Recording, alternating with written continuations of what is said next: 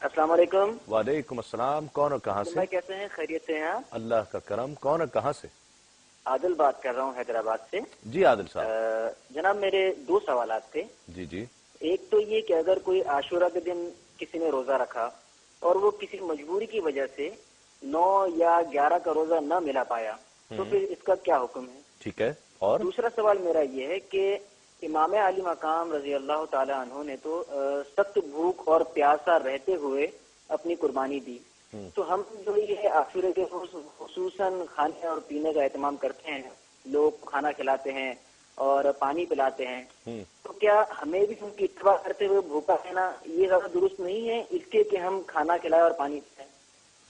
اچھا ٹھیک ہے، بالکل آپ کو جواب دیتے ہیں، بلکہ ابھی شامل کر لیتے ہیں کہ اب پھر بعد میں وقت بھی مختصر رہ جائے گا۔ ہاں، اس میں دیکھیں مسئلہ یہ ہے کہ اگر عذر کی بنا پر 9 یا 11 کا روزہ نہ رکھ سکے تو چونکہ قصد مشابہت یہود نہیں ہے تو 10 کا روزہ رکھنے میں کوئی حرج نہیں ہے، بلکہ بہتر ہے کہ اگر 9 یا 11 کا نہ رکھ سکے تو کم از کم 10 کی فضیلت تو حاصل ہو۔ دوسری بات یہ ہے کہ امام حسین رضی اللہ تعالی عنہ کا مقام کربلا میں ان حالات کو فیس کرنا اپنے اختیار کے ساتھ نہیں تھا، انہوں نے وہ حالات کریٹ کیے تھے نا۔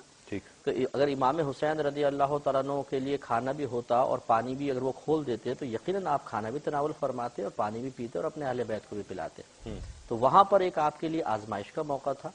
ہمارے یہاں پر چونکہ آزمائش نہیں ہے لہٰذا اپنے آپ کو بہتر ہے کہ آپ خود روزہ رکھیں، جیسے ہم نے کہا کہ روزہ رکھیں تو اس میں پیاسے حسین کا بھی ایک رنگ آ جائے گا، اور اس کے بعد ایصال ثواب کی کوشش کریں، دوسرے کو کھلائیں پلائیں، غریب آدمی کو کھلائیں پلائیں گے تو انشاءاللہ اس کا ثواب امام حسین رضی اللہ تعالیٰ عنہ اور اہل بیت تک پہنچے گا تو ان کے درجات کی بلندی کا سامان ہوگا۔